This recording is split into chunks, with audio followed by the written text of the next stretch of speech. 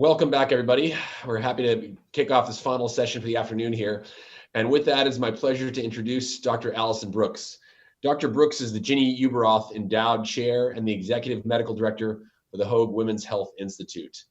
I've known Allyson for about 5 years now when we attended an advanced treatment program to learn about how to improve healthcare on a systems level. And I can say without a doubt, Hoag Hospital in Orange County is fortunate to have her leading the Women's Institute. She brings her energy and excitement to everything that she does and to the huge benefit of our patients and the women of Orange County. Allyson, welcome. Thank you for being here. Thank you very much, Rob. It's my pleasure to be here.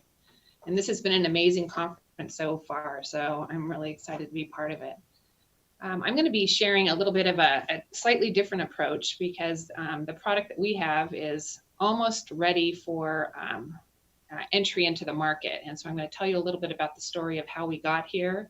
And then hopefully once we're in market in November, you can actually personally experience it. Next. So the birthing experience is a collection of touch points along the journey to motherhood, creating a connection for a lifetime. And even more than that, it's a time of growth, quite literally and figuratively, as well as reflection. And as Brendan Spiegel said earlier today, and it just resonated with me so much, that virtual reality is an empathy machine. And we are introducing virtual reality to the pregnancy, labor, as well as the fourth trimester or the postpartum experience. And that's what I'm going to be sharing with you today. So next slide. Just by way of background, virtual reality in the motherhood realm first came to our attention back in June of 2018 with this publication by Dr. Wong, Dr. Spiegel, and Dr. Gregory out of Cedars-Sinai, where they looked at somewhere between 25 and 28 women who were experiencing labor, and they were provided these headsets and monitored their vital signs as well as their pain management or pain levels to better understand whether virtual reality can play a significant role in reducing not only their pain, but some of their stress and anxiety. And they used applied VR at this time, and there was found to be a substantial difference. So as Rob mentioned, we are friends. Our friendship goes back a few years. And so once this publication came out, he bolted up to my office and said, "What do you think? What do you think? And I know Dr. Spiegel, and this looks amazing." And my initial reaction as a mother of 3 and as an obstetrician gynecologist who's delivered thousands of babies, it was, I would not want that headset on me for the first time when I'm in labor. And it seems like we have a greater opportunity here. So next slide.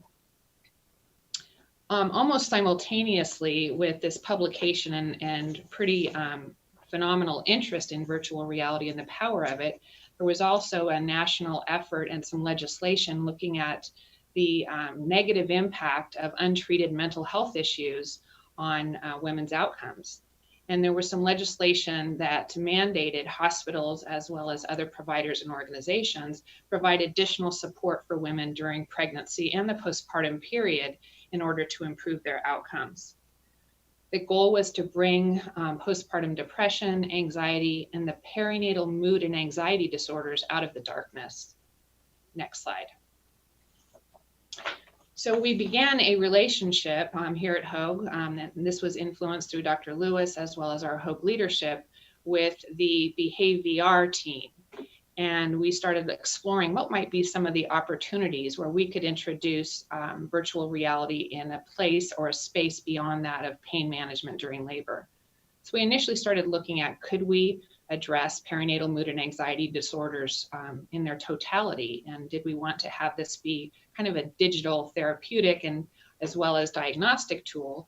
Or would we prefer to take a look at whether use of the virtual reality might help delay the entry or admission to the hospital for women who were experiencing some labor at home? And obviously that was a goal of ours, was to try to have women spend as much time at home with their labor experience and minimizing their hospitalization. And that goal was obviously became even more important with the COVID crisis that started roughly 6 months after our engagement with behavior. There was also some good literature showing that women that experienced high levels of stress and anxiety were more prone to preterm birth, preterm delivery, or needing to be hospitalized for those associated symptoms. Next slide. So what we did is we said, okay, how do we fine tune what our interest and what the role might be for virtual reality between Hoag and BehaveVR? And we embarked on doing some focus groups with women right during the COVID crisis, actually, and asked them some significant questions about what their worries were, what their anxieties were, and what they were most worried about. And many people think that it happens to be about the physical pain of labor, but the worry about their baby's health, as well as about the experience of labor and delivery, was almost 60% of what they were concerned about. Then along came COVID. And during this COVID crisis, we realized that 15% number of perinatal mood and anxiety disorders was probably only the tip of the iceberg. So we embarked on a better understanding of what women want and need in a human-centered design for a virtual reality project or product. Next slide, please. So the human-centered design was really all about the connection, creating that connection, not only for pregnancy and postpartum, but a connection for a lifetime. And as Brennan Spiegel mentioned, the virtual reality is an empathy machine.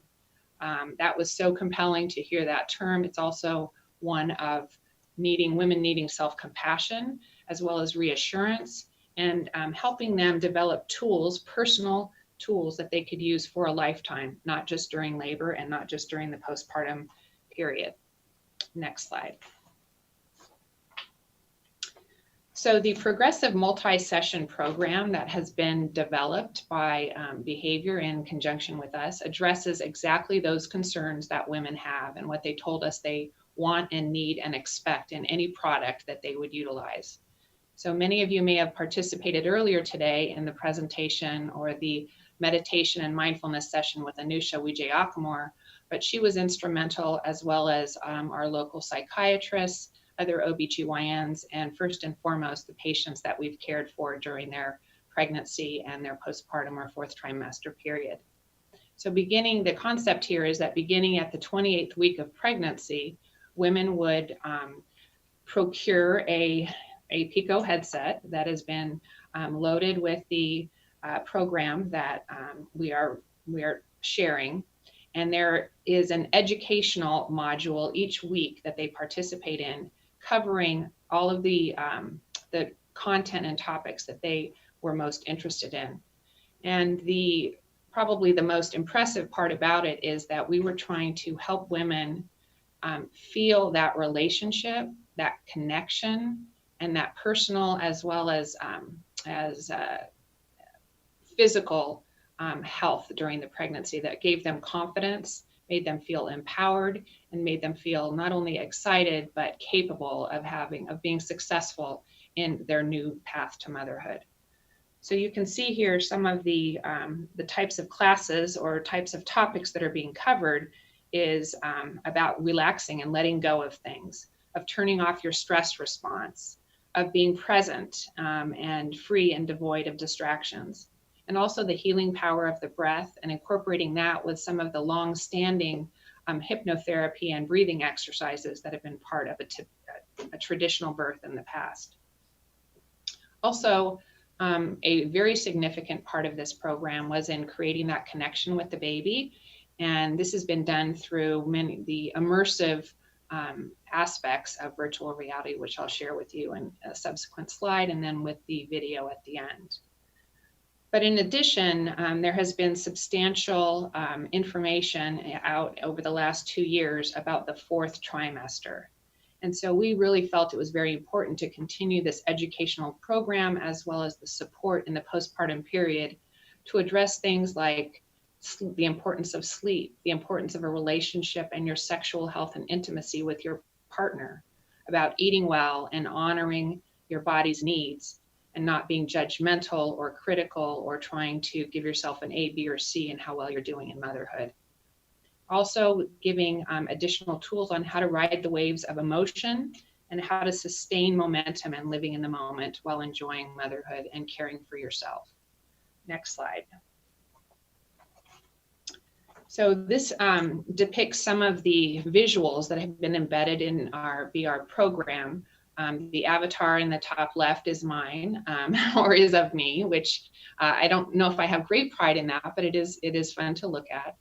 And that is me offering some educational information in the immersive way that VR provides. There's also time for relaxation. They can pick locations that they experience that time of peace and reflection, as well as resiliency. And then we're really excited about some of the teaching and educational training programs in terms of lactation, breastfeeding, holding the baby, soothing the baby, and other things. Next slide. With BehaVR, they were also able to allow women to determine the best place that they want to experience their relaxation or their connective moments with themselves and their growing baby. And we asked these women to, do you want a beach? Do you want a mountaintop? Do you want a nursery? Do you want a living room? What colors do you want to see? What schemes, flowers? And we went through, I would say, very, very many, on the order of 50 to 100 different spaces, and fine-tuned it to where people felt it was an invitation for them to enter these rooms and spaces and experience what is being offered through our virtual reality experience. Next slide. We also wanted to make sure that this was easily accessible to women wherever they are, and to meet them in their place, and have developed it so that there's not only, it's available in a mobile companion app, and we have identified 2 locations within our health system or within our hospital that is called the Hoag for Her Center for Wellness. And in this environment, this is our distribution center. So the idea would be that a woman is experiencing her prenatal care with her obstetrician in the community, and she is introduced early on in the pregnancy to the concept of virtual reality, also known as NurtureVR, and referred to one of these distribution centers at our Center for Wellness, where an individual who's very capable and competent at helping onboard them and provide them a demonstration, as well as get them synced up, would be enrolled at 28 weeks of gestation. And that program would continue through the first 8 weeks after they've delivered. Next slide. The simplicity and the support of the registration and launch guide has really been fine-tuned to make it accessible and seamless for women. And we're really excited about the process that we've gone through in terms of the beta testing and the feedback that is still ongoing at this time prior to the formal launch in November. Next slide. So this quote from Brian Chesky, the CEO and founder of Airbnb, seemed very appropriate and apropos to what our intent was with this program. I'm going to read it to you just because I think it's very impactful. We dream big and act small, paying passionate attention to the users. We wanted to handcraft the core service for them, create a magical experience, and then figure out what part of that magical handcrafted thing can scale. So we're really proud that this has been handcrafted here at Hoag with our community and our medical staff. And then we're hoping that this will gain traction and be applicable across the country to all women that are experiencing their journey to motherhood. Next slide.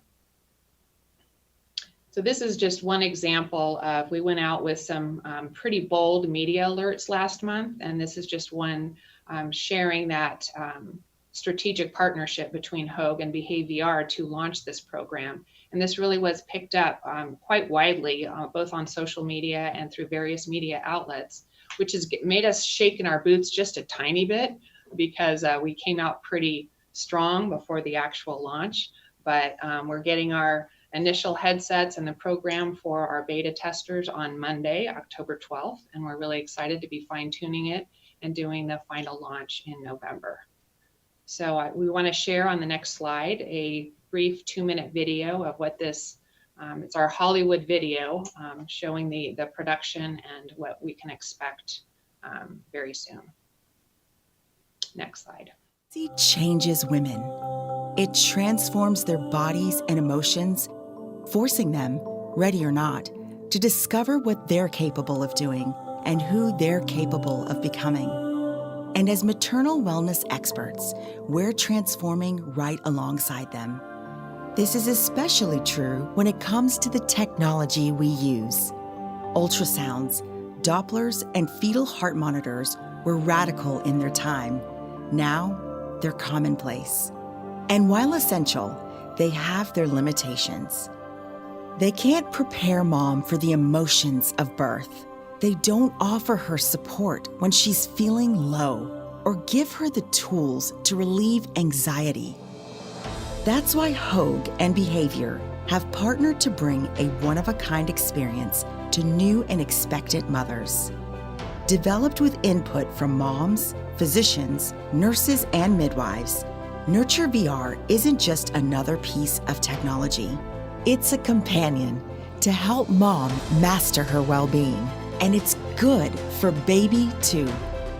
Like the progress that came before it, NurtureVR won't just change how we care for women.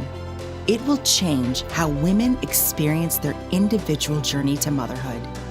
How they process, manage, and thrive during some of the most stressful but beautiful months of their lives. Hoag and Behavior invite you to come pioneer the latest evolution in maternal health with us. All right. Thank you, Rob, for giving me the opportunity to share that introduction, and hopefully we'll have the next round in the future.